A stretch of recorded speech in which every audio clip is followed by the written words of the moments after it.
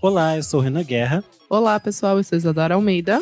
E no episódio de hoje a gente vai voltar no tempo para falar sobre trilhas clássicas de novela, mas também pensar o futuro das trilhas sonoras da telenovela brasileira, que é o que uma paixão, tanto que é uma paixão minha e da Isadora, que nós expulsamos o Kleber e o Nick deste episódio. Nós temos convidadas especiais, a Ana Laura Pádua e a Renata Remédios, mas antes da gente começar o papo, a gente tem um aviso, né, Isadora? Certíssimo, Renan Guerra. A gente sempre lembra que os ouvintes de seguirem a gente nas redes sociais, podcast VFSM em tudo. Se for compartilhar, marca lá a gente, pessoal. A gente adora ficar sabendo quem tá ouvindo o nosso papo aqui semanal. Se você ainda também não apoia a gente, passa lá no www.apoia.se/podcast VFSM, que a partir de R$5 vocês podem participar das nossas gravações. Hoje a gente tem aqui o Vinícius Correia. Quem mais? Tem mais alguém aqui, Renan? Gustavo Reis Louro, Leonel Moura, Miriam Marinho e Fabrício Neri. A Tuane Malman, nossa turma, dos nossos apoiadores.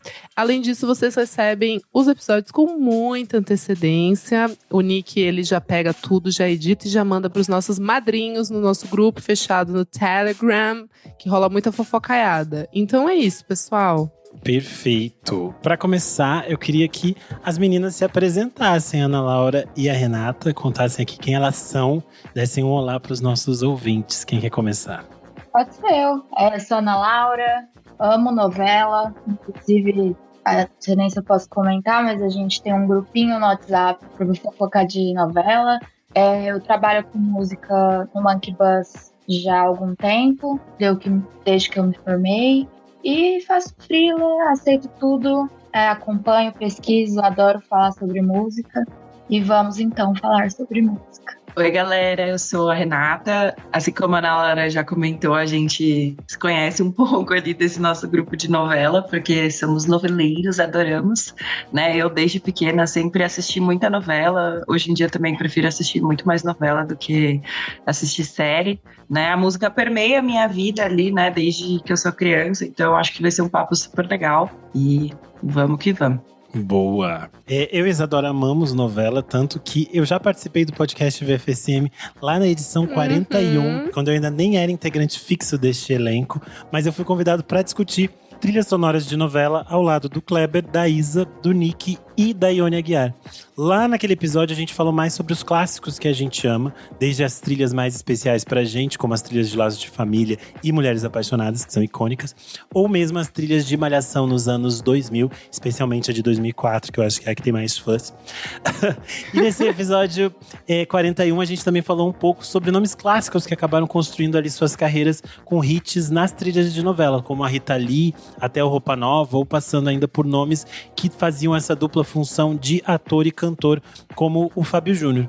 E aí, como eu e a Isa já revelamos muito das nossas paixões lá nesse outro episódio, eu quero convidar as meninas a contarem um pouco as primeiras lembranças que elas têm de trilhas de novelas e quais são aquelas trilhas que fizeram vocês se apaixonar e ouvir muito no repeat no CD. Cara, além de Laços de Família, icônica, né?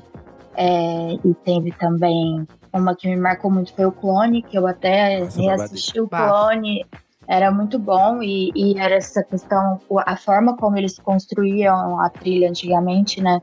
Essa coisa do repeat, repeat, repeat, até a gente, você tá ali cozinhando, fazendo coisa, você tá cantando junto com a novela, é babado. Mas uma que me marcou muito foi a América também, porque eu sou de Minas Gerais, a minha base ali era Jean Giovanni, Rick Renner, então eu amava, assim, tipo, inclusive é uma das novelas favoritas que eu acho muito bom. E também a Malhação, né, que teve esse boom, e a parte internacional ali, acho que foi o primeiro contato real com a música internacional que eu tive, de tipo, aprender a cantar as letras bonitinho e acompanhar, me marcou bastante. Eu acho que eu venho de outros lados, né? Porque quando eu era pequena, eu lembro muito da minha mãe ter em casa o CD da trilha sonora das Filhas da Mãe, que era uma capa cheia de frutas. Nossa, eu amava esse CD. Tem uma música do Vini. Isso, e O Anjo que Caiu do Céu, né? Que foram, tipo, eram novelas meio que dessa mesma fase. Então tem ali um pouco também de eu lembrar das minhas primeiras memórias, terem um pouco isso, né? E aí veio O Beijo do Vampiro, que esse, comprei o CDzinho pirata da trilha sonora na feira. Eu passava, assim, eu amava, era obcecada.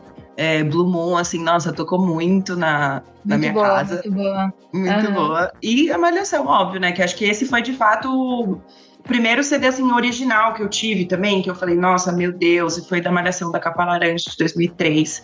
Posso até falar uma música que, foi uma das primeiras vezes, assim, que acho que eu senti despertar da música mexer comigo, que foi uma música que chama Até o Fim do Mundo, de uma banda que chama Gurus, que era dessa trilha sonora dessa Malhação, Nossa, que é de 2003. Eu nunca mais ouvi também dessa banda. Tipo assim, se eu falar que eu conheço outra música, conheço, mas é que essa música me marcou muito como, tipo, meu Deus, eu gosto de uma música que, tipo, não é dos meus pais, sabe? Sim, tipo, essa coisa. Sim. Eu tinha acho que 7 anos nessa época, então foi bem. Eu escutava muito. Mas acho que isso que você falou, a gente citou essa banda, que, por exemplo, a gente nem sabe qual o fim que ela levou, mas acho que tinha isso também das trilhas sonoras apresentarem artistas pra gente. Eu acho que isso é um ponto principal, assim, de como a trilha sonora fazia com que a gente conhecesse tanto artistas que já eram muito, muito respeitados. Eu, por exemplo, sempre penso que toda a minha base ali de música popular brasileira vem das telenovelas. Sim.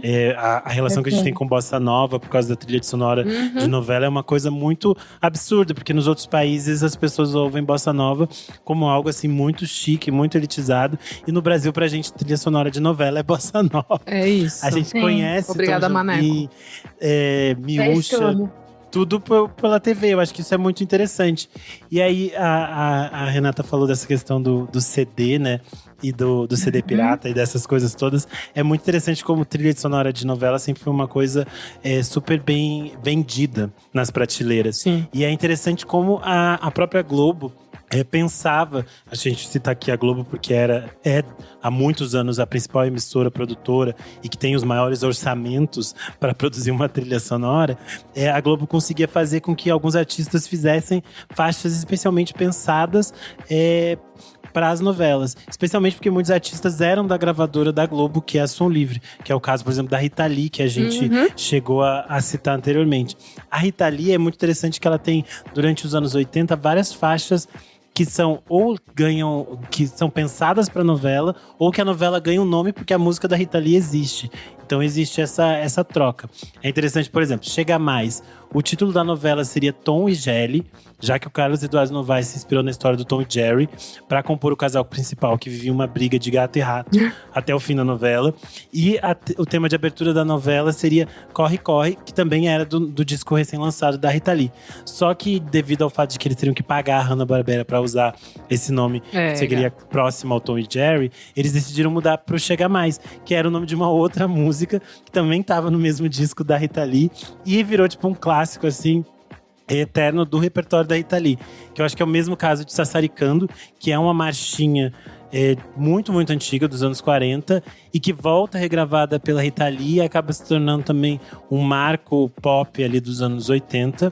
E por último, a gente tem Tititi, que a faixa de abertura foi composta pela Rita e pelo Roberto Carvalho, mas na versão original ela era cantada pela banda Metrô, que era uma banda de new wave ali dos anos 80, bem pop.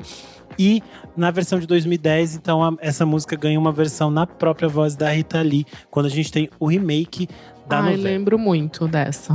Adorava. Você gostava desse remake? Adorava. O pior é que esse remake fez muito sucesso, né? As pessoas conhecem. Puts, eu adorava. O Alexandre Borges e o Murilo Benício com esses personagens.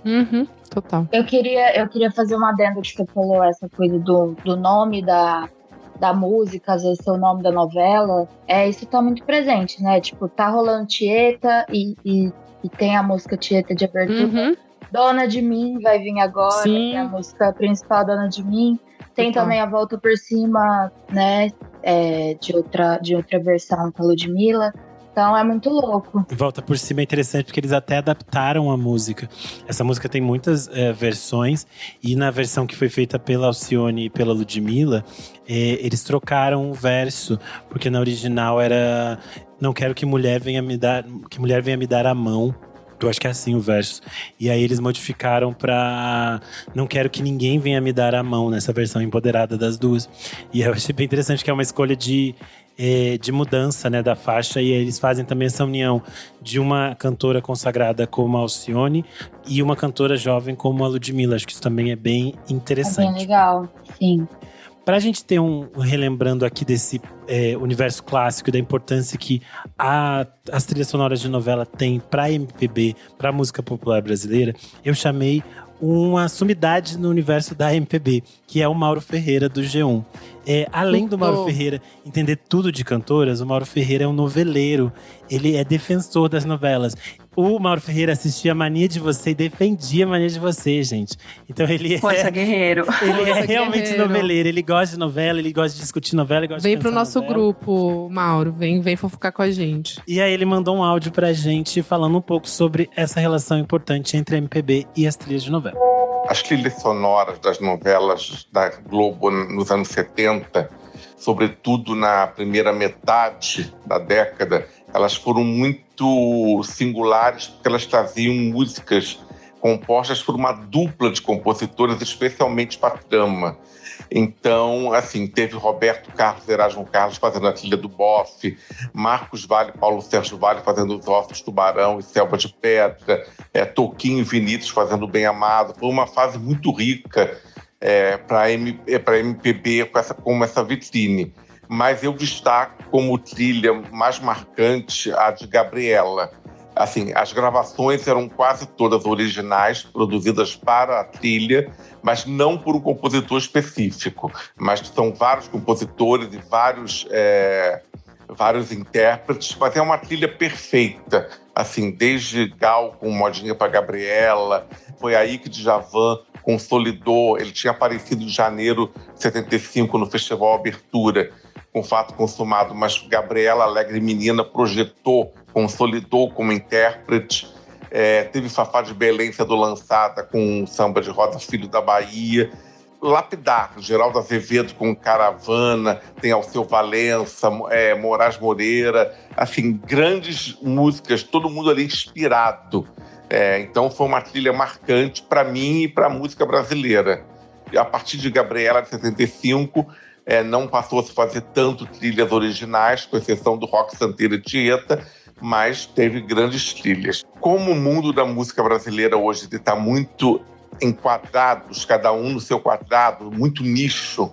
Assim, você pode ter um rap como BK fazendo show para 30 mil pessoas na Praça da Apoteose, como aconteceu sábado no Rio, e muita gente não saber disso. Ao mesmo tempo, a Simone levou 2 mil pessoas para o Circo Voador. São aparentemente mundos que não se conectam. Hoje o mercado está assim. Ele está estruturado em nichos, cada gênero tem a sua reserva de mercado. Cada vez existe menos aquele artista que ganha todo o Brasil, independente de classes, de gostos. Então, nesse contexto, ter uma música e trilha de novela é muito ainda importante, porque a audiência da novela ela pode não ser tão massiva quanto nos anos 70, 80, mas ela ainda atinge milhões de pessoas, milhões. Assim, não dá nem para mensurar, porque assim, mesmo com uma audiência de 20%, 25%, que é a média de uma novela das 6 ou das 9, é muita gente, significam milhões e milhões de pessoas pelo Brasil afora. Então, ter uma música ali é saber que você está extrapolando o seu nicho, que você está sendo ouvido em todo o país por um público diferente. Isso é muito importante, todo artista valoriza. Eu acho que, e no caso da MPB, que não toca mais em rádio, aliás, o rádio já não é importante hoje como foi, então é como ter assim, uma janela nacional. Continua sendo importante. Assim, depende muito, claro, se a música vai tocar na novela, porque às vezes ela está na trilha, mas não toca na novela. Isso sempre aconteceu. Ainda é um fator que pode mudar a vida de um artista. Voltando aqui ao nosso papo, eu trouxe um fun fact, que eu sempre trago informações da Adriana Calcanhoto aqui nesse podcast, que eu gosto muito do fato de que a faixa Devolva-me, que é uma canção escrita pela Lilian Knapp e o Renato Barros, que era o sucesso na voz da dupla Lenny e Lilian, faixas clássicas que apareciam no Qual é a Música do Silvio Santos. Ela foi regravada pela Calcanhoto para a trilha de Laços de Família e foi um grande sucesso. Mas é uma música que não existe na discografia oficial da Adriana Calcanhoto. Ela só está na versão de estúdio, no disco da trilha de Laços de Família e no disco Perfil, que era aquele disco que a Som Livre lançava. Ela só tem ao vivo. Ela não tem, tipo, em algum disco, isso não faz parte. Ela fez só pra novela. Mas um hit é um hit, né, Mo? Caramba, não sabia. E aí eu acho que outro caso curioso é a faixa Brasil, que a Gal Costa canta atualmente na abertura de Vale Tudo. A faixa, que é uma composição do Cazuza, do Jorge Israel e do Nilo Romero, tinha sido lançada ainda em 88 no disco Ideologia do Cazuza. Mas pra novela, eles queriam que não fosse a voz do Cazuza, eles queriam a voz da Gal. E aí eles acabaram chamando ela, e é a versão que eles escolheram para usar novamente nessa versão de 2025. E é outro caso de que essa versão de Brasil da Gal não está na discografia dela. Não tem oficialmente nenhum disco da Gal, porque ela foi feita só pra trilha de Vale Tudo. E aí, posteriormente, quando ela foi fazer o show do O Sorriso do Gato de Alice, já nos anos 90, dirigida pelo Gerald Thomas, ela canta essa música, e é a música específica que ela canta com a roupa entreaberta, e aí mostra um seio dela.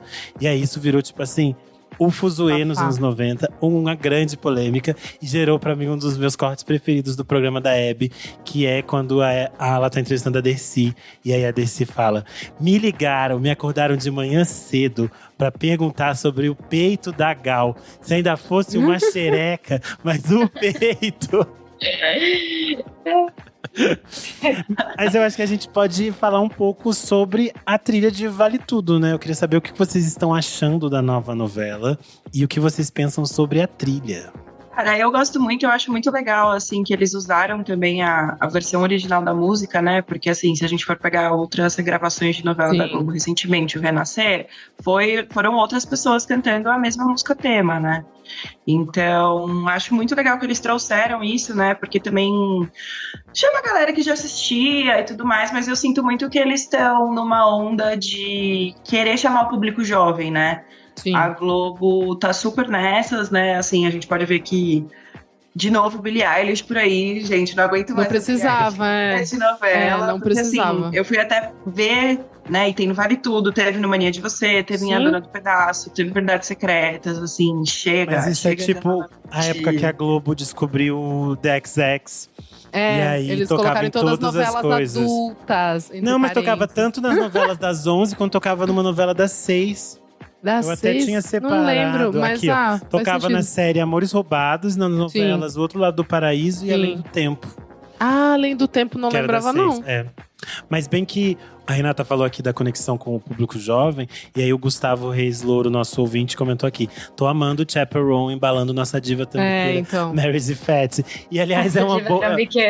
realmente um bom uso, né? Sim, fez sentido. Mas também, de novo, Rosalía, né? Eu acho que assim, eles estão pegando uns vícios meio tipo, bora galera, tem mais coisa aí pra… Exatamente. Pra hypar, tipo… Mas eu acho que tem dois caminhos, né, que são interessantes da gente que eu não tô gostando da novela também, então… Isso é um problema seu. Também é um problema meu. Vale lacre. Vamos lá. Eu acho que tem dois caminhos específicos nessa trilha recente de Vale Tudo.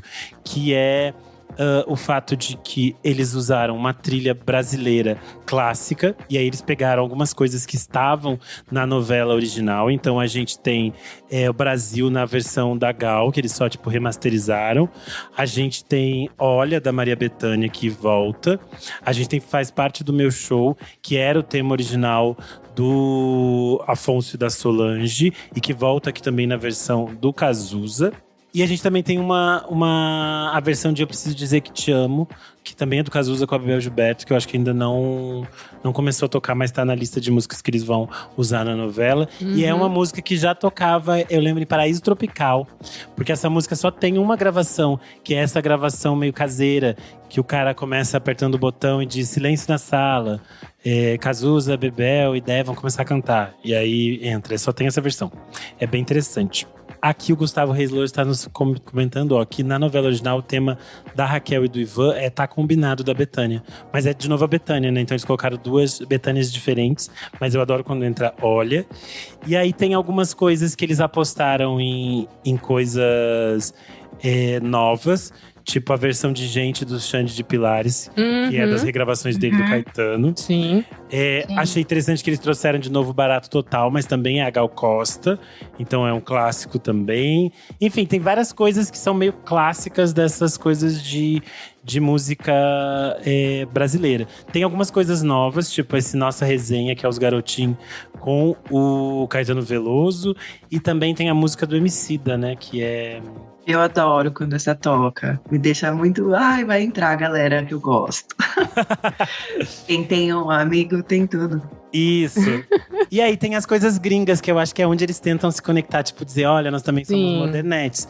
Que aí tem essas que a gente citou, né? A Rosalía, tem a Billie Eilish, a Chaperone, tem o Hozier. E aí tem, eu acho que a grande questão, que é uma grande polêmica que divide o público, que é esta versão de Modern Love, dessa menina chamada Zarro de Sagazan. Ela é uma cantora alemã. E existe essa versão de Modern Love, que é o tema da Solange. Modern Love, pra quem não está atento, gente, pra quem lembrar, é a música do David Bowie, tá? O que vocês acham dessa versão? Eu até agora não sei se eu outro lugar. Eu não sei, mas eu acho que parece que combina, assim, com os personagens, sabe? Mas ao mesmo tempo eu prefiro a outra. Que é uma fubanguice, daí eu acho que meio que combina, né? Exatamente. Daí eu acho que… É que eu penso assim, a original é tão boa. E ela super funcionaria com a Solange. Mas porque ela não tipo, merece estar nessa novela. É a trilha, tipo, sei lá, da Frances Ha. Você tá muito nervosa. Ai, gente, é porque precisa de mais personagens, sabe? Tipo, tá muito escasso. 3 pessoas rodando a mesma coisa, tipo assim, pra mim já deu. Vamos lá! Mas eu não sei, eu acho que eu sinto que a parte internacional com a nacional, elas não conversam muito bem, não, sabe? Eu também eu acho que ficou uma trilha… meio esquizofrênico. Exatamente. Eu achei também. Uma Rosalía e do nada Total. Mas eu fiquei pensando nisso, assim, de tipo, por que será que a gente, né, tipo, as trilhas continuam sendo educativas nesse lado de, tipo, mostrar os medalhões da música brasileira sempre. O que eu gosto, eu acho que é necessário, afinal a gente foi formada nessa escola e eu acho que as crianças que estão vindo, elas precisam disso também. Mas ao mesmo tempo eu fico pensando que, tipo, será que precisa de tanta música internacional? Será que não dá pra colocar umas novidades brasileiras aí? Tipo, em vez de ficar só colocando a Billie Eilish e a Rosalía… Eu acho que tem uma questão que antigamente a trilha sonora ela era dividida em 2 partes, né? Então a primeira metade da novela começava só com música nacional. E lá, posteriormente, na outra metade, a música internacional entrava. Isso foi um tabu quebrado com Mulheres Apaixonadas, que eles fizeram um CD duplo na época. Foi uma grande tecnologia para os jovens que não estão nos ouvindo, que vinha as 2 trilhas juntas. Mas também, Mulheres Apaixonadas tinha 150 personagens, só personagens principais, sem considerar coadjuvantes, gente. E aí tinha como usar tanta música. Eu acho que tem uma questão ali de uma necessidade de, tipo, meio que meter todas as músicas de uma única vez. Porque eu acho que tem esse medo, talvez, de que as pessoas fiquem exauridas.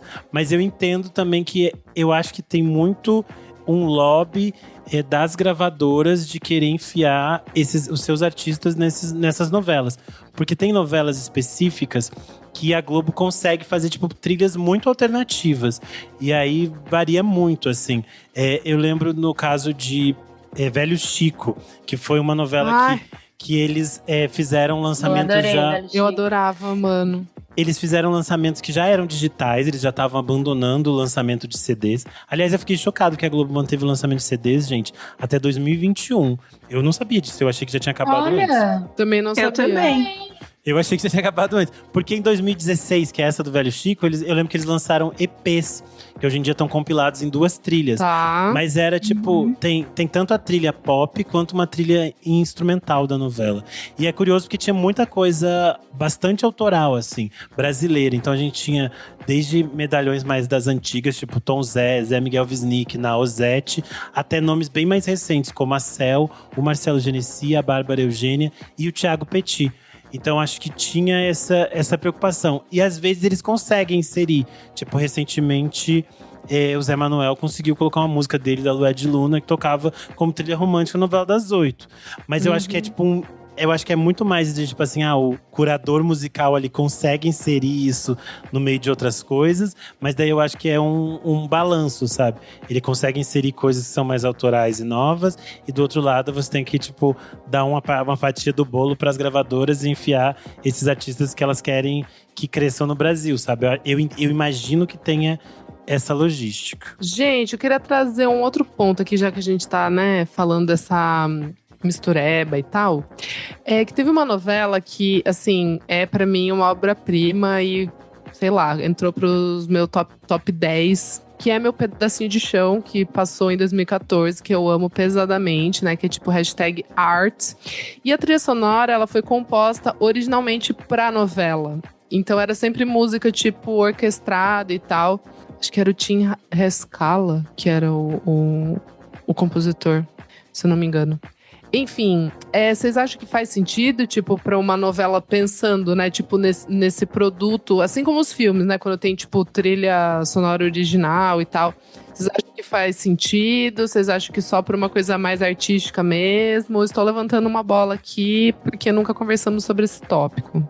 Amiga, eu acho que super vale, assim, nas pesquisas que eu tava vendo também, até revisitando várias das trilhas sonoras que eu gosto, eu só fui perceber que teve realmente esse empenho de ter, e até de divulgar também essas músicas mais instrumentais que às vezes tem nas novelas, depois ali da década de 2010, né, tanto é que, assim, várias das minhas novelas preferidas têm trilhas sonoras originais, não só na música de abertura, né, por exemplo, aí dando de exemplo, que eu gosto muito de Cordel Encantado e Joia Rara, que Joia Rara foi a novela que veio antes de Meu Pedacinho de Chão. Sim. E assim, as duas escritas pelas mesmas autoras, né? Que é a Duca Rachid e a Thelma Guedes.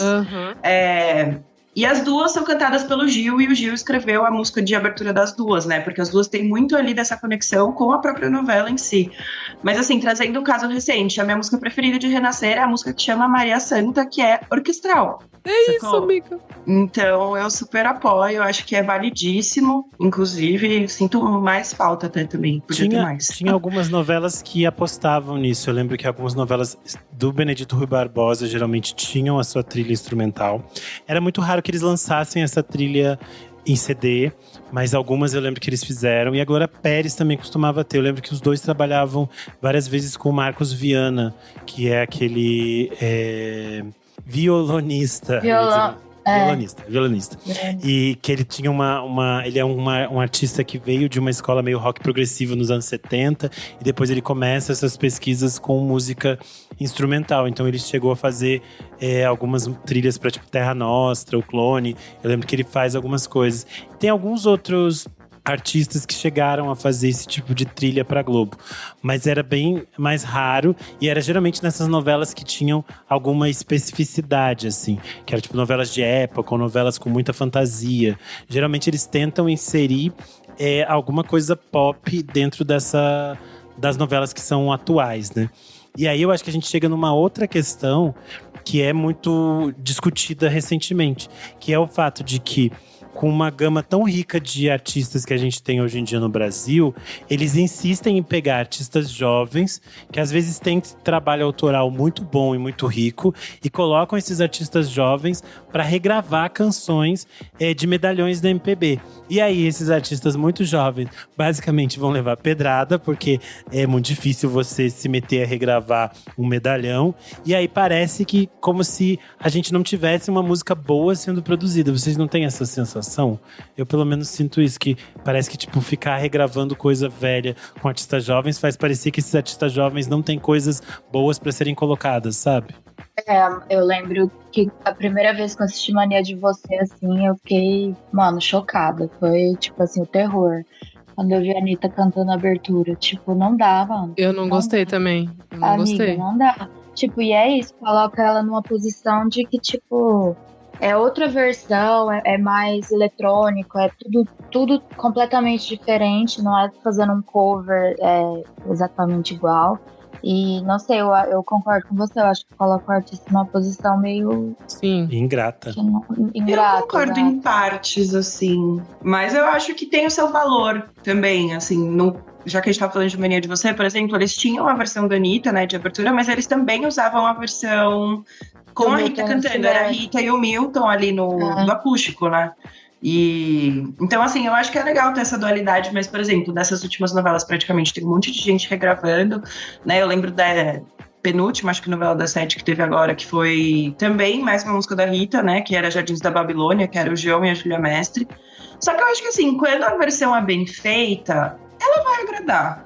Eu acho o fato de, por exemplo, Lua Soberana, cantada pela Lued Luna e a Xênia França, foi um encontro que ficou muito bonito. Sim, ficou lindo. Minha mãe adorou, por exemplo, também, sabe? Tipo, então também apresenta um pouco essa galera para as pessoas que querem assistir ela mesmo, né? Porque eu acho que, assim, falando bem sincera, nós, assim, somos exceção. Um pouco exceção, né? Que realmente assiste muito dela e tudo mais. No caso da Rita, ou da versão da Anitta, o que me incomodava dessa versão é que, primeiro, coloca a Anitta numa… A Anitta já é saco de pancada no Brasil. Aí coloca ela numa posição de regravar a Rita Lee. E aí, a minha questão é que existia, basicamente, antes da Rita morrer, saíram discos de remixes aprovados por ela. Com vários DJs super interessantes brasileiros, que são nomes riquíssimos, que poderiam estar… Tipo, inclusive. Você tem remixes maravilhosos nesse disco. Tem Giborato, tem uma galera, são três discos, tem muita coisa ali pra você descobrir. Dá pra pegar uma música de cada disco pra enfiar uma trilha de cada horário aí, se eles quiserem continuar colocando Rita Lee. Essa é a minha sensação. Mas eu acho que a gente tem uma segunda discussão, que é pensar para os artistas que conseguem colocar músicas autorais nas novelas, como que isso funciona e se isso é interessante e como que isso repercute na carreira deles. A gente recebeu o áudio do Rodrigo Alarcon falando sobre a importância que teve para ele de ter uma música em trilha de novela. É lindo conquistar isso tudo aqui junto da Taketa Records, uma gravadora independente. Perceber que com dedicação à carreira, estudo e resiliência é possível alcançar alguns lugares que pareciam muito distantes antes. Eu cresci nos anos 90 e nos anos 2000 acompanhando novelas, cheguei a ter alguns CDs de coletâneas, como de Laços de Família e Mulheres Apaixonadas, com trilhas que marcaram toda uma geração. Então, ter uma música em novela sempre foi um sonho, para além de toda a projeção que elas podem trazer. Foi uma realização pessoal, e no meu caso, com uma cereja nesse bolo, pois tive a chance de participar de um episódio de Mania de Você, cantando minha música no casamento dos protagonistas. E falando nesse sentido dos artistas jovens, eu queria que vocês me dissessem se, tipo, nos últimos anos, assim, vocês lembram de ter descoberto alguma coisa nova a partir de trilha de novela? Se vocês acham que isso tem um impacto sobre o público geral, como que vocês percebem isso? Cara, acho que descobrir mesmo, sim, não. Mas eu dou uns chás, assim, às vezes, por exemplo. Mas até duas da regravação que a gente tava fazendo também, tá no ar Garota do Momento agora. E eu sou obcecada pela versão de Fascinação do Francisco Gil. Tipo assim, eu amo. Então… tem um pouco ali, assim, eu vou descobrindo, meu Shazam tem uma outra coisa ali, mas realmente das coisas que me chamam a atenção, acho que é mais esse lance da regravação, curioso, né? É interessante que você citou Garota do Momento, porque eu acho que Garota do Momento, além da novela ser um hit, eu acho muito legal que eles tiveram uma preocupação de trazer outras conexões, né? Eles fizeram uma homenagem pra Elza Soares, que eu acho que foi muito bem-vinda. Nossa, foi tudo. E aí eles também trouxeram a presença da Laíde Costa, que era uma cantora muito importante, que tem uma carreira extremamente celebrada, mas que ficou durante muito tempo apagada na sua história, e que hoje em dia ela volta, ela tem lançado discos muito interessantes. E eu acho que é um retorno muito bonito ela aparecer numa novela que celebra a trajetória dela. Eu acho que isso também é interessante, né? Porque às vezes a pessoa que tá em casa não faz ideia de quem é a Laíde Costa, mas ali naquele cenário acaba descobrindo ela participando da novela, toda essa logística que eu também acho que é divertida. Eu também gosto de ver quando os artistas entram na novela, é divertido. Eu acho essa questão, assim, mais positiva. Eu tento levar mais pro lado positivo, porque às vezes eu acho que a gente fica muito na bolha, né? A gente, óbvio, a gente acompanha a música e tal, mas eu acho que pro artista, assim, entrar e colocar essa versão ali original, eu acho que sai da bolha, porque, mano, quando a gente para pra pensar, é muita gente assistindo e E com certeza tem mais pessoas dando Shazam que não faz a menor ideia de quem seja, nunca ouviu, mas ali curtiu e tal. Eu vejo um lado positivo, assim. É, porque a gente pensa muito, hoje em dia as pessoas falam, o streaming tá ganhando, não sei o quê. Só que, tipo assim, gente, a gente nem tem os dados de muitas das plataformas de streaming, a gente não sabe a quantidade de pessoas que tá assistindo. E sei lá, tipo, 1 ponto de audiência na Globo. Exato. É tipo assim, absurdo. E aí quando a gente fala, a novela das 9 só deu 25 pontos, 25 pontos. E é gente demais. É tipo assim, uma caralhada de milhões de pessoas no Brasil assistindo aquilo. E aí é muito interessante quando você pega esses artistas jovens e às vezes eles têm uma música em trilha de novela e você vai ver a página de YouTube, por exemplo. Você vai ver que tem muitos comentários. Eu acho que um exemplo muito claro de como a novela popularizou é o Marcelo Genesi. Porque quando ele surgiu lá em 2010, ele era tipo muito mundinho indie, assim. Apesar dele ser um artista que vinha, que vários artistas populares tinham gravado ele, como a Vanessa da Mata, ele era um artista indie. E aí, com a presença dele em várias novelas, ele virou tipo assim, presença garantida no programa da Fátima. E hoje em dia ele é tipo trilha sonora de casamentos no Brasil há anos. Tanto que depois ele lançou um clipe, a faixa dele Pra Sonhar ganhou um clipe alguns anos depois, com imagens de casamentos que as pessoas mandaram pra ele. Então acho que é tipo assim, a figura dele se transformou em uma figura muito pop, assim. Eu vi pessoas da minha família falando, eu gosto das músicas dele, escuto. Acho que tem uma relação também que se cria com alguns artistas que precisam desse espaço, né? Porque se a gente pensar, tem tipo uns artistas da MPB que eles não são necessariamente super radiofônicos. Às vezes as rádios vão deixar eles meio de lado. Mas o público de novela vai super abraçar, assim. Sim. Mas eu sinto que foi um pouco o que aconteceu com a Maria Gadu também, né? Total, assim, a carreira dela estourou, né? A Thier também, eu acho que ajudou muito. Nossa, a Thier mudou horrores, amiga. Ela virou, tipo, realmente uma estrela, né? Pra quem gosta de novela. Sim. E o público dela também se diversificou, eu acho. Isso é muito importante para os artistas conseguirem circular pelo país.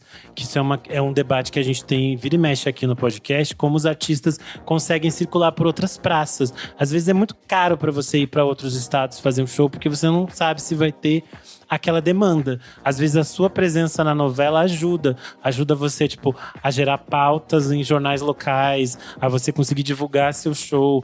Eu acho que ainda cria um espaço muito importante, né, pro artista. E é interessante porque faz as pessoas também conhecerem outras coisas, descobrirem coisas que às vezes não sei qual outro caminho chegaria até elas, né? Total. E falando nisso, é até um pouco lance assim, toda vez que tem uma música que minha mãe gosta na novela, ela fala, filha, quem é essa pessoa? Minha mãe também. Do Skinny, da Billie Eilish, no Mania de Você, né? Que minha mãe ficava, meu Deus, que música é essa? Até o filho do Almir Sater, que tava no Pantanal. Sim, o Gabriel. Nossa, minha mãe também é isso. Ela não sabia. Total. Ela ficou, meu Deus, a voz desse menino é que nem a voz de um anjo, tipo, sabe? E assim, quando ela teria essa oportunidade, sabe? De conhecer e de ir atrás. Tipo, o Massive Attack virando um hit por causa de Verdades Secretas. E vira e mexe, volta no TikTok e as pessoas sempre citam como a banda de Verdades Secretas, a música da Angel.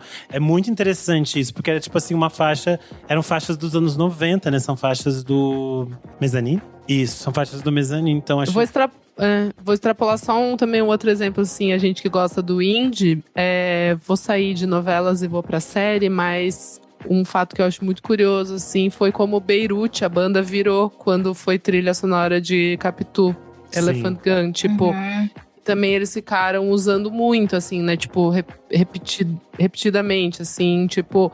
E fazia sentido, e eu acho que dava uma outra cor, assim, pra história, sabe? Então, acho que foi uma… Eles fizeram uma carreira no Brasil, né? Eles fizeram uma carreira no Brasil, exato. Tipo assim, o que é meio surreal, assim. Eu lembro que na época a gente ainda até baixava música, aquela coisa, né? Então, era um babado. Quantas pessoas não foram atrás de um ukulele pra aprender a tocar? Ah, gato. Isso foi um surto também dos anos… 2010 ali, né? Teve essa fase, foi um grande momento da nossa geração. A Isa falou dessa questão de baixar música. A gente tinha falado antes o fato de que a Globo parou de lançar suas trilhas em CD a partir de 2021, o que nos surpreendeu.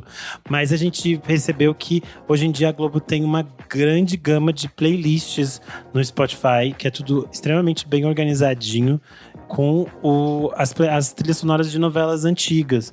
Então tem as trilhas sonoras das novelas que estão no ar atualmente, mas a gente também tem todas as trilhas clássicas que ficavam aí perdidas, até porque às vezes eles não conseguiam fazer relançamentos ou coisas assim, porque depois de um tempo eles também perdem os direitos a essas músicas. Existem várias questões quanto a isso. É o caso de quando o Paulo Ricardo regravou Imagine, do John Lennon, para abertura de Estrela Guia. Informações importantes, né? Mas a questão é, na época, gente, a Yoko Ono autorizou o Paulo Ricardo a regravar Imagine para Estrela Guia. O que é maluco demais. Só que aí era uma autorização para aquele tempo. A novela tinha, sei lá, 50 capítulos, que é uma novela bem curtinha. E aí, quando eles foram reprisar agora no Viva, eles tiveram que trocar a trilha dessa novela. E falando nisso, pra gente não dizer que é uma coisa nova, essa coisa de chamar outras pessoas pra regravar clássicos, esta trilha de Estrela Guia tem a Cláudia Hanna cantando Um Girassol da Cor do Seu Cabelo, do Milton Nascimento. Uau. E era uma versão meio riponga, e eu amava. E foi uma música foi uma versão que me fez conhecer o Clube da Esquina. Então, ó, às vezes você pega caminhos tortos pra chegar no lugar certo. Cara, Coração de Estudante, eu sempre falo, pra mim foi uma aula, assim. Nossa, a trilha de Coração de Coração de Estudante é tipo aulas, palestras. Você que é de Minas, minha amiga, tipo assim, pegou a outra parte, não o sertanejo, né? Pegou a outra parte, mas tipo assim, putz, eu revi esse ano passado, né? E continua sendo, tipo assim, um hit. Nossa, é uma novela muito boa, né? O elenco muito bom. Ai, tudo. Uau. Primeiro Tudo papel de Vlad. Nosso querido Vlad. Um beijo, Vlad.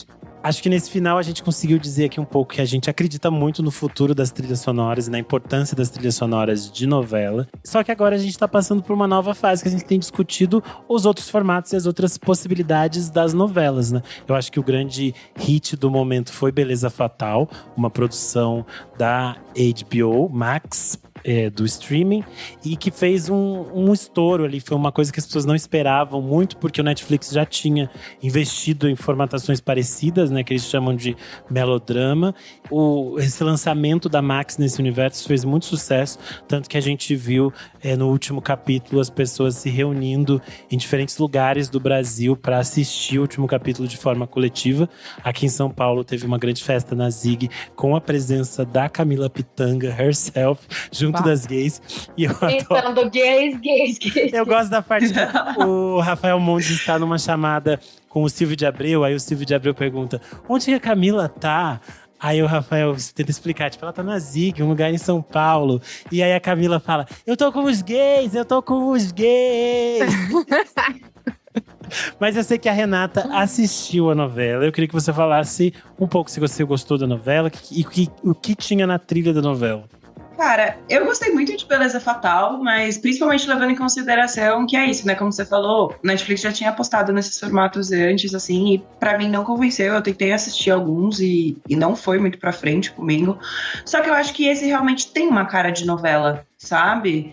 E até no lance da trilha sonora, pensando que é isso, né? Porra, a música ali tocava incansavelmente, repetidamente. E no Beleza Fatal eles fazem isso, né? Eles pegaram 2 hits, né? Do Brasil recente aí, né, que é Por Suposto, da Marina Sena, e Bichinho, da Duda Beat, que eu acho que várias das pessoas que estão aqui escutando já cansaram até de ouvir. Por Suposto, né, bombou no TikTok também, foi música viral.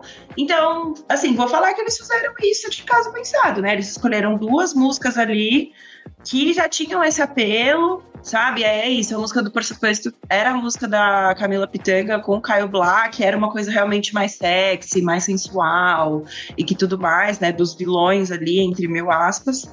E Bichinho pra ser a música do casal, bonitinho, de amor, ou bichinho e tal. E teve também a música autoral do Romani, né? Que é o cara que faz o Gabriel, que eu achei que era uma música do Jason Derulo, por exemplo. Eu fiquei chocada quando eu descobri que era ele. Eu também, amiga, tipo, meu Deus, sabe? Então, assim, tanto é que é isso. Eu só sei dessas 3 músicas, devem ter outras, mas eu não lembro, porque essas músicas realmente são músicas que marcaram muito.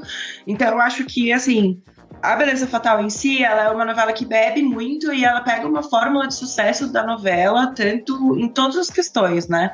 E eu acho que deu certo, sabe? Eles foram nesse lance da trilha sonora também e acho que super combinou e fechou, assim. Mas é aquilo que a gente tava falando, né? Apesar de serem nomes que pra gente são super conhecidos, tipo a Marina Sena e a Duda Beat, é muito legal que sejam coisas autorais delas, né? Porque a Duda Beat mesmo teve em trilha, ela tava na trilha da abertura de Elas por Elas, que elas fizeram uma versão nova pra essa faixa de mesmo nome, que era a Duda Beat, a Ivete Sangalo e a Preta Gil. E aí é interessante também que tem uma música que é escrita por ela. Eu acho que é legal porque tanto ela quanto a Marina são compositoras das suas próprias canções. Então acho que isso também é foda, né? Porque daí a pessoa também recebe o royalties. Isso também é bom. Entendeu? A Marina tava também na Mania de Você, né? Com o remix de Dando Sarrada, que até onde eu sei não é uma música dela, ela só participa do remix, né? Então também é legal ver isso, né? Ela tava na trilha de Todas as Flores, né? Que a música foi bem icônica na época, que era a música da… Meu Deus, esqueci o nome da personagem. Mas enfim, era uma personagem icônica de Todas as Flores. Mas uma coisa, pensando agora, né, que a gente tava falando de pegar esses artistas novos. Realmente, às vezes, tipo, tem que ter, né, um entendimento da direção artística da novela de que não faz sentido. Tipo, eu lembro em Cara e Coragem, que agora era da 7, tipo, acho que tem uns 2 anos essa novela. Eles deixaram na abertura ska dos Paralamas do Sucesso e era, tipo, Herbert cantando. Tipo, era a versão ali, tipo… O que eu acho muito bom, porque eu lembro que eu falei, ufa, que bom que não colocaram, sei lá, tipo, algum cara cantando, tá ligado? Tipo, algum jovem artista cantando, porque não ia fazer sentido nenhum. Então, enfim, é o mesmo fato, acho que é o caso da Gal, né, na abertura de Vale Exatamente. Tudo. E o fato dela aparecer imageticamente no final também é muito forte, assim. Acho que tem essa coisa também de você entender que a história que você tá contando. Vale Tudo celebra uma história de Brasil e uma construção de país que a gente tem, que eu acho que é muito bonito você ter a figura da Gal ali. Total. Eu queria fazer um último paralelo, amigo. Desculpa, antes que a Dorinha tava falando isso de fazer sentido, né, e tudo mais. E aí, trazendo um paralelo com o que a gente tava falando no começo. Gente, eu sou muito contra tocar a versão instrumental de PRMP no Vale Tudo. Ser a música do César. Eu acho muito, porque é isso, tipo assim… É uma música que já é super clássica, beleza, é de um filme e tudo mais. Só que assim, ela ficou muito marcada. Então isso eu sou meio contra, né? Mas eu achei que era alguma coisa de TikTok, não é? Não? Até onde eu sei, não. Ah, tá. Não, eu fiquei pensando, falei, será que é alguma coisa de TikTok? Isso, tipo… A tua animal, uma nossa ouvinte tinha comentado aqui anteriormente. Espumo de raiva cada vez que toca a música do César Ribeiro. Insuportável. E aí o Gustavo Reis Louro tinha comentado. Alguém na produção assistiu Anatomia de uma Queda. Risos. Verdade! Eu acho que tem, assim…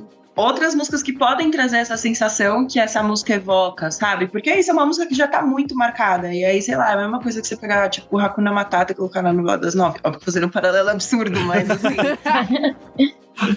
Mas acho que eu entendi o que você quis dizer. Acho que tem também… Sim. Que aí também pode ser a questão daquilo que a gente falou, né? De você, às vezes, trabalhar com trilhas originais. E a Globo tem esse acesso a esses grandes artistas. Enfim, eu acho que a questão que a gente entendeu aqui hoje é que a gente pode reclamar, xingar, ficar brava, mas a gente adora trilha de novela, a gente adora novela. E a gente quer que elas continuem existindo pra gente poder reclamar, pra gente ter do que reclamar. Com certeza. Pra fechar, eu queria que vocês deixassem alguma rede social, contato onde as pessoas leem vocês, o que vocês quiserem fazer. O meu pode ser o Instagram, @nalaurapádua. E as pessoas Meu Twitter também é a mesma coisa. E as pessoas te leem lá no Monkey Buzz, né, amigo? Monkey Buzz, mas leio mais lá no Monkey Buzz. Estou por lá. O meu pode ser o Instagram também, a galera pode me seguir em Rena Remede. Lá eu posto um pouco de tudo, assim, posto música, posto vídeo, posto minhas fotos, posto meus desenhos e adoro bater um papo. Arrasaram. Eu também, me chamem. Muito obrigado, meninas, adorei esse episódio. Quero muito vocês bom. aqui com a gente mais vezes. E é Obrigada. Gente, agradecemos o convite, que foi muito, muito bom, adorei. Inclusive até achei que durou pouco, kkk, queria falar mais. 60 anos de Globo aí também. Então, Globo nos chama também. Exato. Se o Globoplay quiser, a gente tá pronto pra fazer o podcast pro Globoplay. Ó, estamos aqui abertas, tá? A negócio. É isso. Vamos pro nosso próximo bloco, então. Não para de ouvir.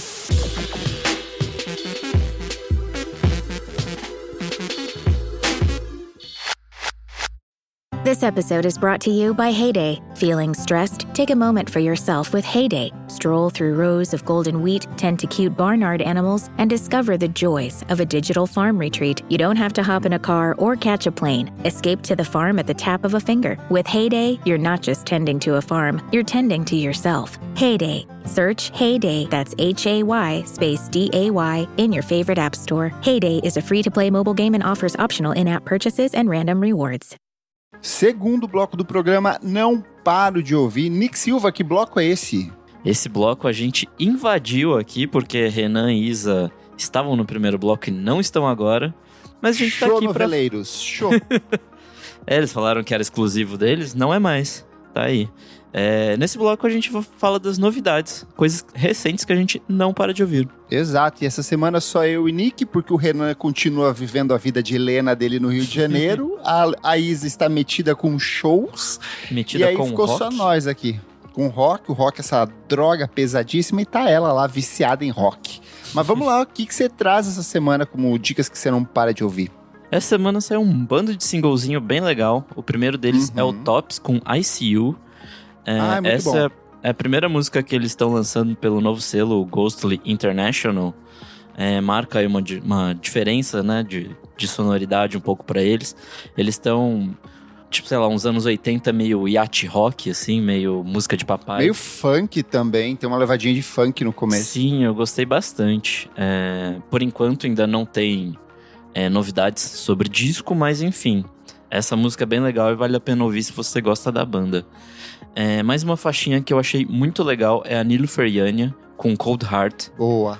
Ela tinha lançado no ano passado o My Method Actor, que foi um disco, sim, que a gente gostou bastante aqui. Um dos melhores discos do ano passado. Sim, facilmente. E aí essa música ela vai pra um campo diferente, assim, acho que ela vai pegar a guitarra só mais no final da faixa. Ela trabalha bastante com sintetizador e tal. Ela diz, né, na descrição da faixa que ela tentou buscar caminhos diferentes pra música dela e acho que conseguiu, assim, dar um temperinho diferente e, assim, a voz dela meio que combina com tudo, então é uma Nilufer Yanya que a gente conhece, mas é diferente ao mesmo tempo. Mais uma faixa que eu adorei mesmo, essa é o Bad Bad Not Good com a VCR. Muito boa, eu deixei pra você. É a tua cara essa música. Caralho, é muito Arthur Verocai das ideias, assim, tipo, esse funkzinho meio anos 70, assim, uma levadinha muito boa. A VCR é uma cantora de Memphis, é a Verônica Camille Ratliff, é uma menina de Memphis que, enfim, tá começando a carreira agora, e essa faixa fala bastante de Memphis e tal.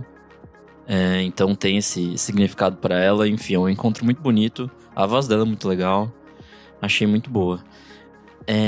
Mais uma faixa que eu gostei bastante foi a George Smith, The Way I Love You. Mais um banger de pista, assim, super dançante, super, sei lá, uma coisa meio anos 90, assim, bem pistona. Ela já tinha experimentado bastante dessas coisas no último disco dela, o Failing or Flying, do ano passado também, né? Enfim, tá muito legal, assim, acho que ela se encontrou total nesse novo rolê, ela sempre teve algo que remetia ali a um soul, a um funk, mas ela se encontrou muito na música eletrônica, assim, eu tô gostando bastante das coisas que ela tem lançado. Mais uma faixa, e essa me surpreendeu muito, porque eu não conhecia, achei excelente, é o Orbital Ensemble, com Daydreams. É tua cara essa música. Também mais uma coisa que vai pra esse campo Arthur Verocai das ideias, Azimuth e tal. Esse é um projeto de um músico brasileiro chamado Felipe Sena. Ele mora no Canadá já há algum tempo e tal. E é um projeto que vai sair pela Balaclava e um selo canadense voltado ao jazz que chama We Are Busy Bodies. Que é dele excelente. Mesmo. Ah, é dele mesmo? Foda. Achei, assim, maravilhoso. Tem uma coisa meio psicodélico no som, assim. Achei muito legal. É uma música, sei lá, vai pra uns campos de um jazz meio experimental, meio viajandão. Achei muito bonito. E aí, 2 disquinhos pra acabar minha listinha aqui. O primeiro é o Model Actress com Pirouette. Muito bom. Esse é o segundo disco deles e é aquela coisa de um rock meio experimental, meio maluquinho, mas ao mesmo tempo não é tão maluquinho assim. Acho que eles se seguram bem, assim, nesse campo que é diferente para algumas pessoas, mas acho que, enfim, eles experimentam num campo que ainda é aceitável, assim, sabe? Eu não acho que é experimental, eu acho que ele é até bem acessível. Disco de pós-punk, com pegada de industrial, com dance punk. Eu achei até, assim, que ele repete muito. Eu acho que tem uns momentos maluquinhos, assim. Pode tipo, ser. dentro desses estilos tem algo de diferente neles, assim. Tá. É que eu achei que ele repete muitas das coisas do primeiro, o que pra mim foi um pouco decepcionante. Eu esperava que eles já fossem pra uma coisa mais maluca de fato, mais noisy. Mas eu gostei das letras, eu gostei muito das temáticas. É um disco que traz uma questão de uma vulnerabilidade um pouco maior. E é sempre bom ver uma gay safada fazendo rock, assim. Eu amo o vocalista, ele é muito puto, ele escreve sobre mim. E eu não sou nova-iorquina, mas eu me sinto uma gay nova-iorquina transadeira. E ele é bem isso, assim, nesse disco. Bom demais. E minha última diquinha aqui é a May Simones com Animaro. Eu tinha falado dessa menininha há, sei lá, poucas semanas aí. E ela lançou esse disco que é muito legal, assim. É rapidinho, 9 faixas, acho que 30 e poucos minutinhos. E é uma mistura, tipo, de um jazz, de rock, J-pop. Não. É MPB, tem várias músicas que é MPB pura ali. Ela pegou a base de MPB tradicional e fez um disco. É aquela galera, é americano que ouviu Bossa Nova e tenta replicar de alguma forma. E é isso, assim, mas eu acho muito legal que ela tem letras que partem em inglês, partem em japonês. E ela, assim, flui muito bem entre uma coisa e outra. Assim, eu achei bem legal esse disco. Eu acho que vai ser uma das coisas que eu vou seguir ouvindo bastante esse ano. E você, amigo Kleber, quais são suas dicas? Bora lá, vamos começar pelos singles. Zé Ibarra, cantor e compositor muito carioca, bom. Dos integrantes da Bala Desejo, e que adora tirar fotos sem camisa, lançou Transe, que é o primeiro single do novo álbum dele em carreira solo. O trabalho ainda não tem nome, não tem data de lançamento, mas sai pela Cola Records. E é uma música que ele compôs em parceria ali com o Frederico Eliodoro, que toca alguns dos instrumentos também. E tem arranjos elegantérrimos do Jacques Morelenbaum, então por si só já vale. Mas eu achei muito bom. Eu gosto do Bala Desejo, mas eu acho que os artistas em carreira só são infinitamente melhores do que o Bala Desejo. E essa música é mais uma que o Bala prova Desejo disso, criou assim. ranço, né? Assim, eu fiquei meio rançudo. Mas essa música nova dele, assim, excelente. Muito boa. Assim como as coisas da Dora Morelenbaum, das coisas da Júlia Messi, a gente gosta bastante, então tá bem legal. Digestivo, produtor paraense que eu recomendei ano passado e lançou um dos meus discos favoritos do último ano, que é o Mofo. Ele lançou uma música inédita que se chama Labuta, tem participação de um artista chamado Ivo e é aquela eletrônica bem experimental, bem torta, com muita textura, muita combinação de elementos. Quem gosta de Arca é o caminho mais óbvio, assim, tipo, as similaridades ali são bastante claras, até esteticamente, mas eu acho que tem uma coisa, assim, que é muito característica do Digestivo e essa música torna isso de um jeito bastante explícito. Candy Mel, cantora, compositora, uma das integrantes da banda Wolf, finalmente vai lançar o primeiro álbum dela em carreira solo. Ainda não tem data de lançamento, não tem nome, não tem nada, mas ela tem Corpo Nu, que é o primeiro single desse disco. É um brega deliciosíssimo, tem produção de Nave e Fejuca, muito bem produzido, muito bem tocado, muito bem executado e me fez criar expectativa para esse álbum que há muito vem sendo prometido e parece que agora vai. Lau e eu, cantor e compositor que a gente gosta bastante aqui, já recomendamos várias vezes ao longo dos anos, vai lançar o primeiro álbum dele de inéditas após 7 anos. O último foi o Selma, de 2018. E ele lançou essa música que se chama O Sonho de Minelli. É uma parceria dele com o rapper Menino Tito. É um bedroom pop, lo-fi com pegadinha de R&B, meio Mac DeMarco, meio Clairo. Eu achei uma vibe bem gostosinha, assim. Tô curioso, não vi essa ainda. Tá muito bom, amiga. Eu acho que você vai curtir. Acho lá o gatíssimo. As fotos desse ensaio estão, nossa, de cara, assim. Mas a música, por si só, assim, excelente. Tô ansioso pro disco que vem aí. Os últimos singles que ele veio lançando nos últimos anos, assim, bem esparsos, mas são ótimos. E, por último, nos singles, Debbie Friday, cantora e compositora nigeriana radicada no Canadá, lançou o segundo álbum de estúdio dela, que se chama The Star of the Queen of Life. O disco sai no dia 1 do 8 de agosto pela Sub Pop, então tem uma estrada aí até chegar, mas ela já soltou 2 músicas que são excelentes. A primeira é 1/17, 1 do 17, que ela lançou algumas semanas atrás e é muito boa, mas eu quero destacar All I Wanna Do Is Party. Pra quem ainda tá no pique da Charli XCX do Brett, eu acho que essa música vem muito nessa pegada, mas de um jeito muito autoral, muito próprio da Debbie Friday. Deliciosíssima, eu ouvi correndo, eu ouvi dançando em casa e funciona muito, estou ansioso pra testar essa na pista. Então, Debbie Friday, All I Wanna Do Is Party. Vamos pros discos.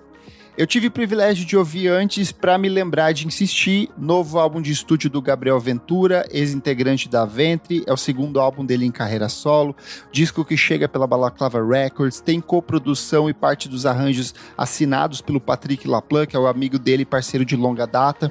Trabalho bem mais complexo, mais imersivo, cheio de camadas, texturas.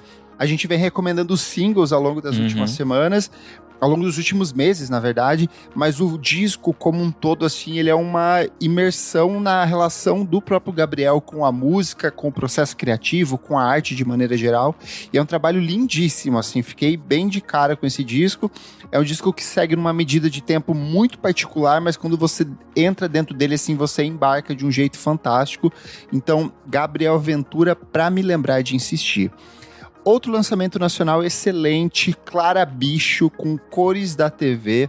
Clara Bicho é uma cantora e compositora mineira, que a gente já falou aqui anteriormente, faz um indie pop deliciosíssimo, e ela lançou esse EP de 6 faixas, que chega pelo selo Bolo de Rolo, que é o braço do selo Rocambole, voltado para artistas novos. O trabalho tem participação de Sofia Chablau, tem participação do Exclusivos Cabides, tem coprodução dos integrantes da Pluma. Então é um disco muito bem elaborado, um disquinho de 6 faixas ali, chicletinho. Quem gosta de Clairo pode ouvir sem medo, e tenho altas expectativas pro futuro da Clara Bicho, que eu acho que ela é uma baita de uma compositora, assim, fiquei bem de cara com esse trabalho, tá sensacional. Clara Bicho, Cores da TV. E por último, nos lançamentos nacionais, só reforçar a dica do Renan no último programa sobre Aventura Profana, Com Todo Cuidado é Pouco. Eu fiquei de cara com esse disco, assim, tá muito bom. É um disco que passeia por entre gêneros ali, tem muito de soul, de jazz, de R&B, mas ele tem esse acabamento gospel de um jeito muito torto que só Aventura Profana faz. A voz dela também é muito característica, vozeirão, assim, né? É uma voz de mulher trans mesmo, assim, você sente aquela carrega, aquele peso do gênero dela ali sendo aplicado na voz. Me lembrou muito o trabalho da Anony, eu acho que tem essa questão de ser uma vocal mais alongado, mais grave, mais forte, muito impactante, imagem de capa lindíssimas, canções lindíssimas, então recomendar bastante esse disco, Aventura Profana, Com Todo Cuidado é Pouco.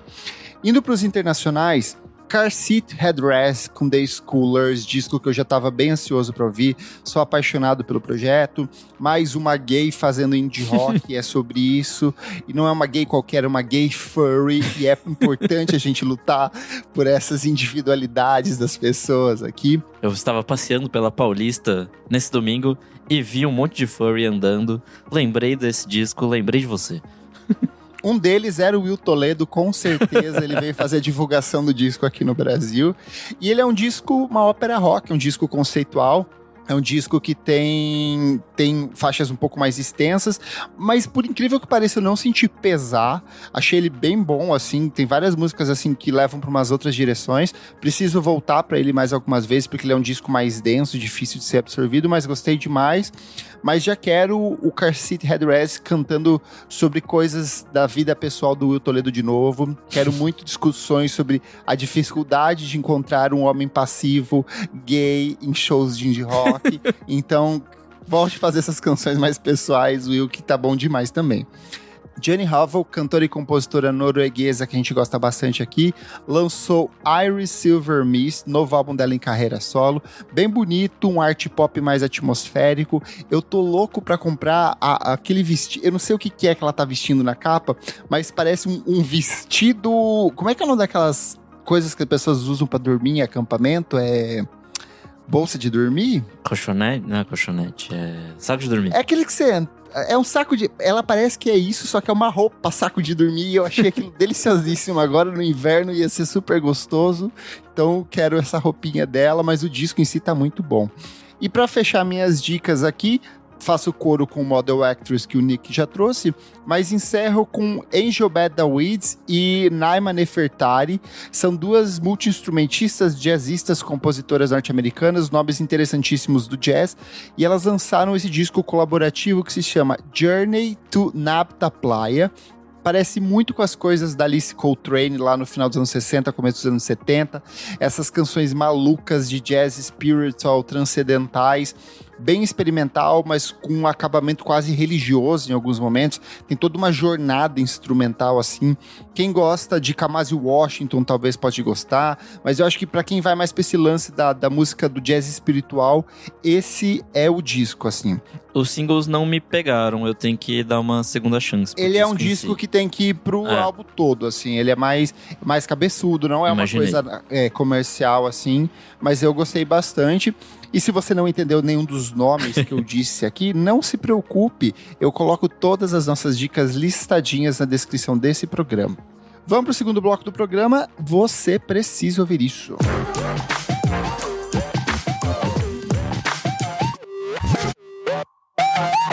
Segundo bloco do programa, você precisa ouvir isso. Kleber, o que é esse bloco?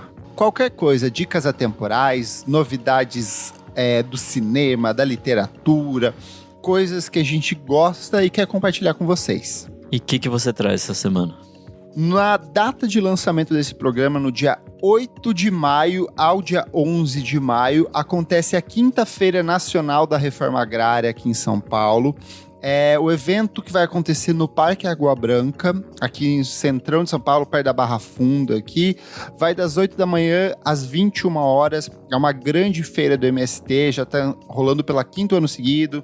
Então é um espaço onde você vai encontrar muitos dos alimentos produzidos pelo MST. É um lugar onde você come absurdamente bem. Eu estou programando todos os meus cafés da manhã para esses dias ali. E esse ano tem uma novidade. Todos os anos tem alguns números musicais com artistas menores, artistas bem... não é nem independente, assim, artistas de bairro, assim, uma coisa muito pequena, pessoas relacionadas ao MST, e esse ano eles deram um passo um pouco maior, porque no domingo, no dia 11 de maio, acontece a partir das 19h30, um showzão com vários nomes importantes da música brasileira. Tem Arnaldo Antunes, Cato, FBC, Marina Lima, Fat Family e Paulinho Mosca, tudo gratuito, com acesso ali ao Parque Água Branca aqui em São Paulo. Não sei como vai ser, tá meio nebuloso o conceito, assim, mas eu imagino que vai ser uma banda de apoio e esses artistas... um palco ali e fazer. E os artistas vão entrando ali nesse intervalo, acaba às 21 horas, então deve ser um espetáculo de 1h30 ali. Então, venha pra feirinha, venha pra curtir música, mais prestigie. A gente fala bastante do MST aqui, a gente apoia muito a causa. Compre produtos, compre boné, compra camiseta, compra bandeira, compra tudo pra ajudar todo mundo. A cachaça do MST, são várias cachaças. Eu presenteei o Renan no aniversário dele com uma cachacita. Tenho sempre uma garrafa aqui escondida em casa pra dar aquela bebericadinha gostosa antes do almoço. Então compre os produtos do MST, que são sempre uma delícia.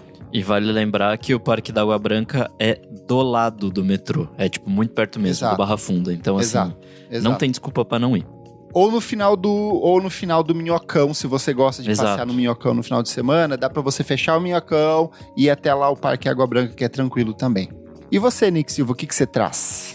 Eu quero falar da 7ª temporada de Black Mirror, da estreia na Netflix, no mês passado, na verdade. Vi pessoas falando bem. Amigo, tudo que a 6ª temporada foi meio meh, que a 5ª é a 6ª, você quer dizer, né? Porque a 5ª também é bem ruinzinha. Foi muito boa, assim. São 6 episódios, cada um deve ter, 50 minutos, 1 hora. O último, que é o 6º, tem 1h30. E é muito legal, assim, tem ali seus altos e baixos, é lógico.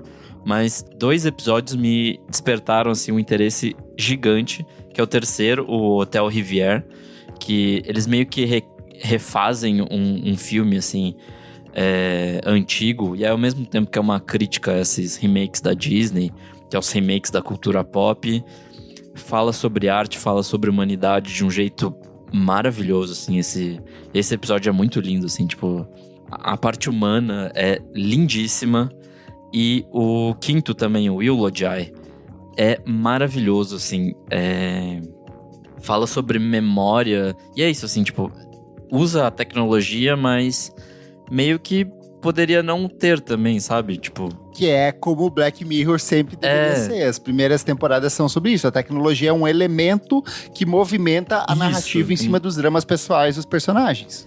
Esse, assim, é absurdo. Tem o Paul Giamatti, que tá, assim, excelente mesmo. Gostei demais. E o último episódio também foi muito divertido. Eu assisti ontem. O USS Callister Into Infinity. É o primeiro episódio do Black Mirror que é uma continuação direta. Então, acho que foi lá na 5ª temporada que teve o primeiro episódio desse, que era meio um MMORPG de espaço. Sim, do cara que faz o clone os clones lá e tal. Essa é uma continuação direta, todos os personagens voltam. É muito legal, assim, tipo, é uma continuação que também é meio que uma crítica do próprio autor sobre as coisas que ele tem que fazer, assim, tipo, que ele é obrigado a fazer em nome do dinheiro e tudo mais. É divertido, assim, é um bom episódio. E é isso. E o Renanzinho não participou do programa, mas ele trouxe o quê? Uma cobertura ao vivo do show da Lady Gaga no Rio de Janeiro. A nossa Ilse Scamparini do Cristo Redentor, ele que está dos Pampas, ele que está lá não nos telhados, mas nos braços do Cristo Redentor, trazendo as últimas novidades para você. Vai lá, Renan!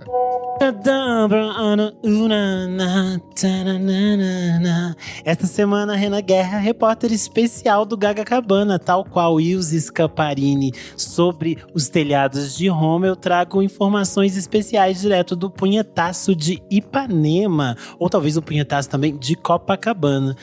Antes de começar a falar sobre o show da Lady Gaga, queria falar com todos os ouvintes que eu encontrei no Rio de Janeiro nesses últimos dias, agradecer a todo mundo que veio falar comigo, que veio falar que escuta o podcast VFSM. Vocês sabem o quanto isso é importante pra gente.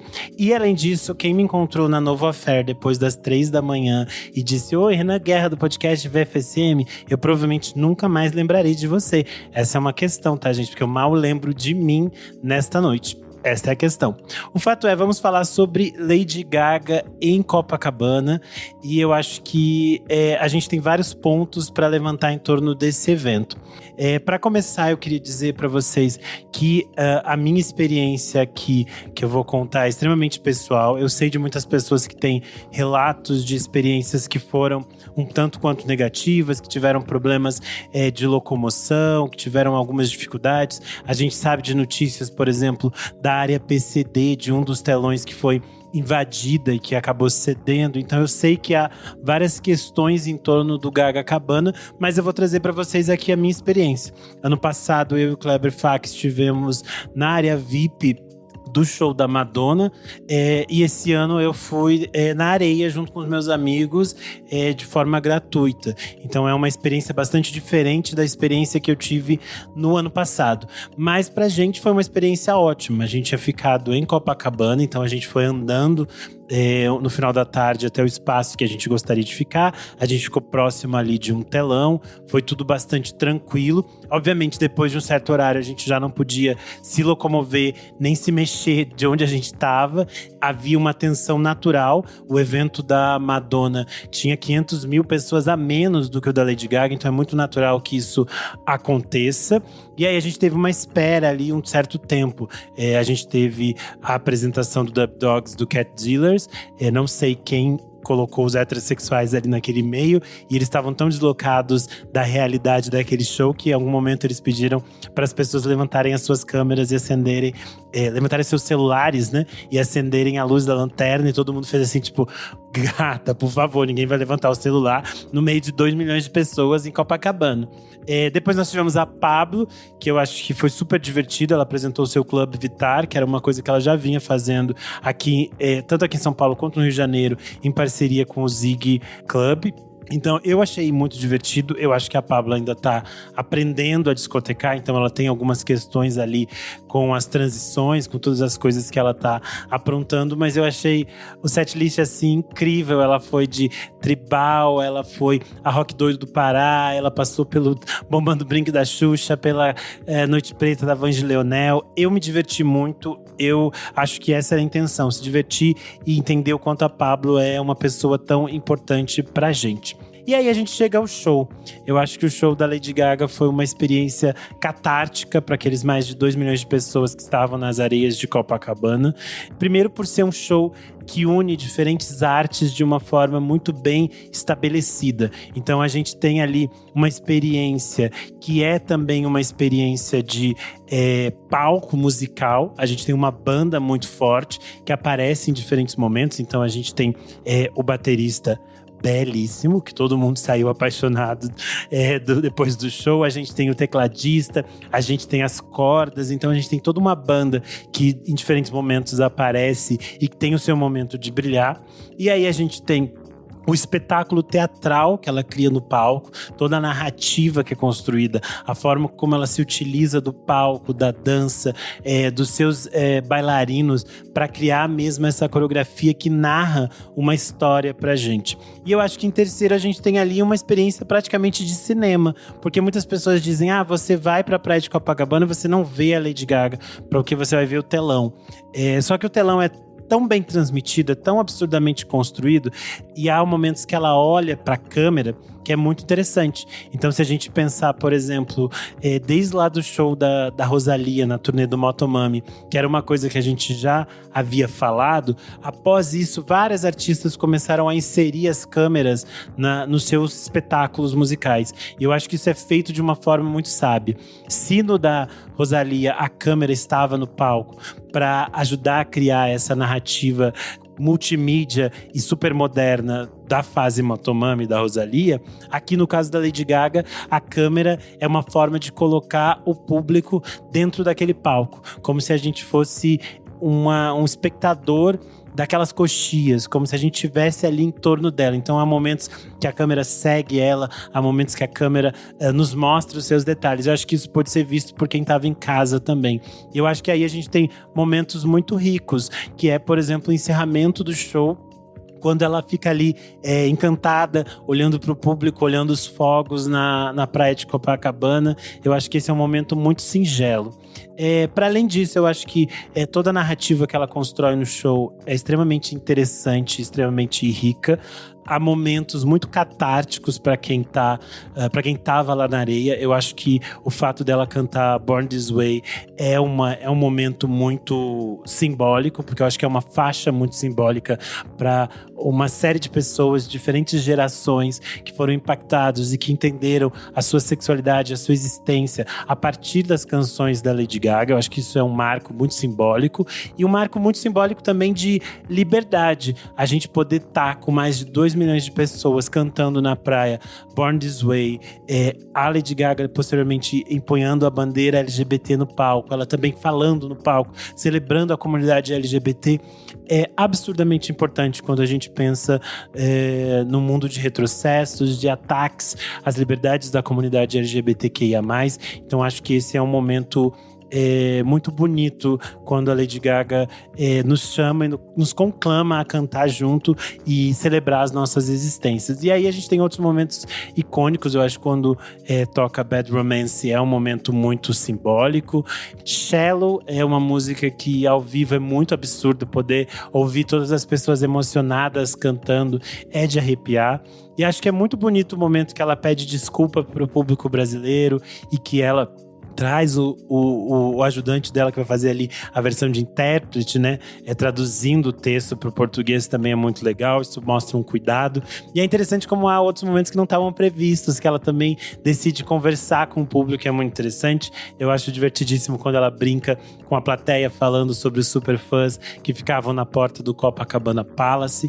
Então eu acho que foi um show muito emotivo e muito bonito. E para além disso, todas essas questões que eu falei, a questão simbólica de ser um marco importante para as pessoas LGBTQIA+, para o público brasileiro, há também uma questão da gente falar sobre acesso à cultura. Sempre há as pessoas que falam, o perrengue de ver um show ao vivo, mas o impacto que isso tem na cidade do Rio de Janeiro e nas pessoas que vão para lá e que experienciam isso de forma coletiva é extremamente rico, assim. A gente vê os profissionais que estão trabalhando, mas também estão dançando, as pessoas que vão de outras cidades para tentar fazer uma grana naqueles dias, as pessoas que estão movimentando aquela experiência toda, as festas que estão acontecendo na cidade, tudo isso movimenta econômica e culturalmente a cidade do Rio de Janeiro e todas as pessoas que estão envolvidas nisso. Eu acho que há, claro, que se pensar em possibilidades de melhora e de ajustes nesse evento, mas eu acho que o evento Todo Mundo no Rio já é um marco muito importante do que a gente está pensando para a cultura pop de uma forma geral. Eu acho que é um momento muito importante de celebração e de congregação da música. Eu acho que esse capital humano que o evento gera é muito bonito. Então você vê crianças, famílias, idosos se divertindo, é muito interessante. Como eu falei, a gente ficou ali parado durante 5 horas quase esperando pro show começar. No nosso entorno tinham 2 garotas que elas tinham entre 10 e 14 anos e a avó delas tinha levado elas pro show. E aí a moça da barraca que tava nos vendendo refrigerantes e caipirinhas, ela colocou a idosa pra dentro da barraca, a idosa ficou sentadinha lá, enquanto as meninas viviam essa experiência do show da Lady Gaga, que era um sonho delas. E aí você pensa, uma criança dessa idade tem menos idade do que a carreira da Lady Gaga. Eu acho que esse é o poder impactante da música, de criar essas conexões que são muito bonitas. E eu acho que a Lady Gaga tem essa conexão que é muito forte com o público LGBTQIA+, que é muito forte com as mulheres e que cria esse impacto social e cultural que é muito bonito.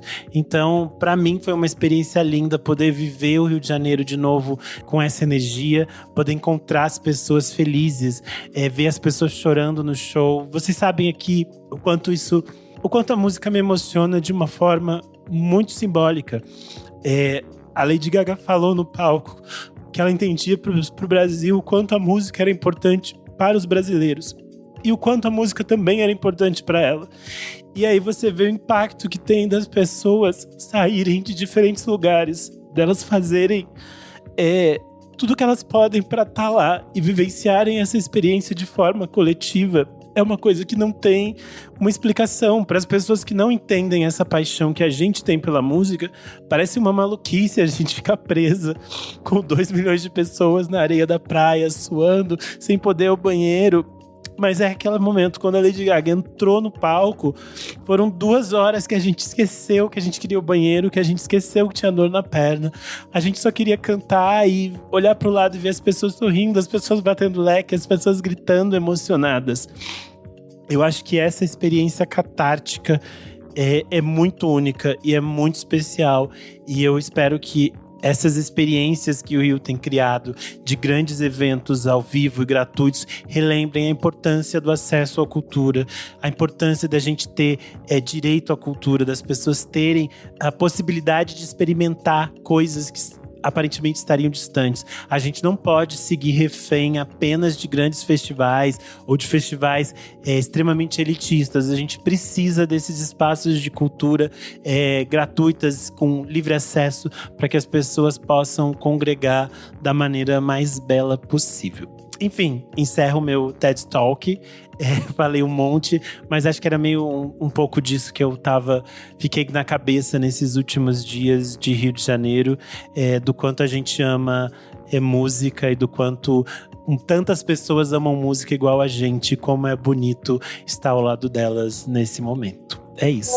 Comentários referentes à última edição do nosso podcast, nosso especial de aniversário VFSM 350. Esse disco é 10 de 10, onde listamos discos que consideramos perfeitos e convidamos ouvintes, amigos, jornalistas, músicos para compartilhar seus trabalhos favoritos. Vou pegar aqui no nosso Spotify, onde você também pode comentar nesse programa que está indo aí na sua plataforma de streaming.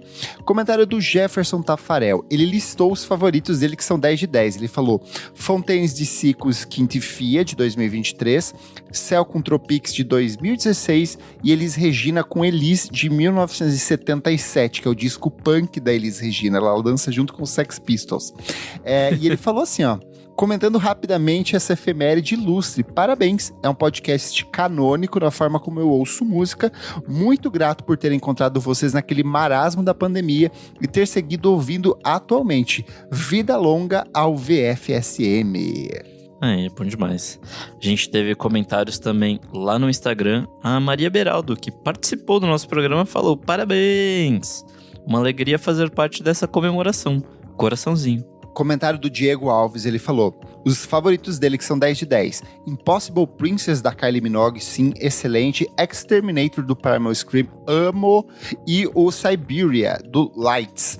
Parabéns pelos 7 anos de podcast e que venham mais 70. Meu amigo, se eu passar dos 70 já é uma vitória, que dirá esse podcast. Eu vou ler vários aqui, porque vários são curtinhos. A Fran Ramos falou, viva o VFSM! Viva! Coraçãozinho, drinquinhos e tudo mais. O Felipe Juarelli também mandou, uhul, parabéns, queridos. O Jefferson Tafarel falou, Curtis Mayfield e PJ Harvey, coraçãozinhos. A Sou Marília falou, LCD Sound System, coraçãozinho. E é isso, várias pessoas comemorando o nosso programa.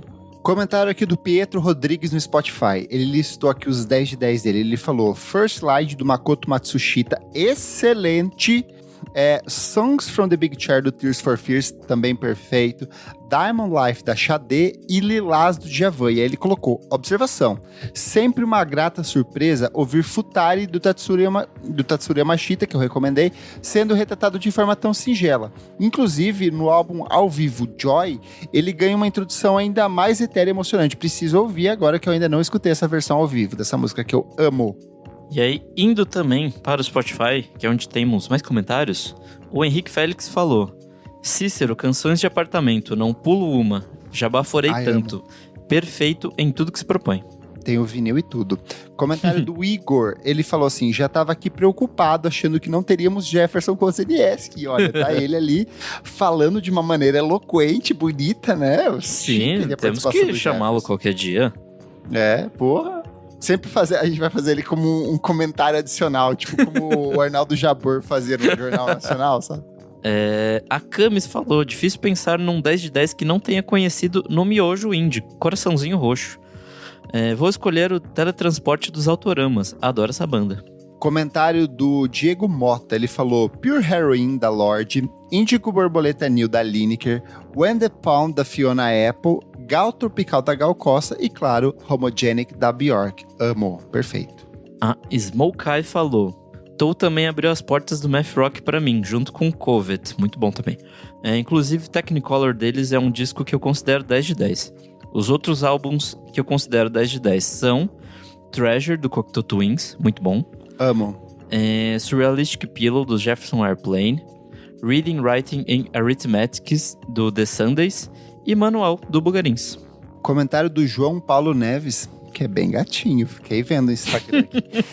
Ele falou, disco recente, mas Cameron Winter, com heavy metal. Sim, um disco que saiu no final do ano passado, a gente não comentou aqui, mas é um ótimo álbum. E ele falou, lindo, lindo, lindo. E sim, God is real, I'm not kidding. O Iago Aquino comentou os discos que ele considera 10 de 10. What's Your Pleasure, da Jessie Ware, e Raven, da Kelela. Comentário do Tomás, simplesmente Tomás, que a partir de agora eu vou chamar de Tomás Turbando, ele falou, Melodrama da Lorde. O Leonardo falou, concordo com o Renan sobre Murray Street do Sonic Youth. Disconnection Notes é incrível. 2 discos 10 de 10 na minha opinião. Fiona Apple com When the Paul e Unbound com Leaves Turn Inside You. Ai, amo. Comentário do Henrique Almeida, que sempre participa aqui, ele falou, meu disco 10 de 10 é o Cinema Transcendental do Caetano, amo esse disco, esse eu ouço de cabo a rabo, e tem composições lindas como Lua de São Jorge, Menino do Rio e Beleza Pura, um clássico pop na minha opinião, concordo. O Gustavo Clark falou, o In Rainbows do Radiohead é 10 de 10, o OK Computer também é, mas Filter Happier às vezes me irrita um pouco. Não, gente, é a participação do... Como é que é o nome dele? Do Stephen... É a participação do Stephen Hawking, pelo amor de Deus. Um dos melhores feats da história da música. Porra, o disco só é perfeito por conta desse feat. E pra fechar aqui, ó, no Spotify... Comentário do João Júnior, que sempre participa aqui, ele falou: parabéns demais, seus lindos. Meus discos 10 de 10. Channel Orange, do Frank Ocean, Californication, do Red Hot Chili Peppers, O Descobrimento do Brasil, da Legião Urbana e Selective Hearning, do LMNO Kev Brown. Eu sou @KleberFac em todas as redes sociais e você também pode acompanhar o meu site, musicainstantanea.com.br. Eu sou @Nick Silva em todas as redes sociais, você lê meus textos lá no Monkey Bus. Não esquece de seguir também a @AlmeidaDora ou AlmeidaDora _ e o _ Renan Guerra, que sempre participam aqui do programa. Não esquece de seguir a gente também nas nossas redes sociais, @podcastvfsm em tudo. Siga na sua plataforma de streaming favorita, avalie, compartilhe e, se puder, seja um de nossos elegantes apoiadores, que por apenas R$5, gente, não parece, mas R$5 faz muita diferença pra gente aqui, faz a gente sobreviver, faz pagar as contas, faz investir em camiseta que tá chegando aí, eu prometo. Faz muita coisa. E você também pode participar tanto do nosso grupo fechado para os apoiadores, como ouvir programas com antecedência e participar aqui das gravações ao vivo. Hoje num horário diferente, com um formato um pouco mais curto, mas tá aqui, ó. Júlia Paterniani, Fabrício Neri, Luiz Ricardo Melo, Henrique Almeida e Rodrigo Berg. Então, muito obrigado por apoiar a gente. É isso? É isso. Então, até a próxima edição do programa. Tchau, tchau. Tchau.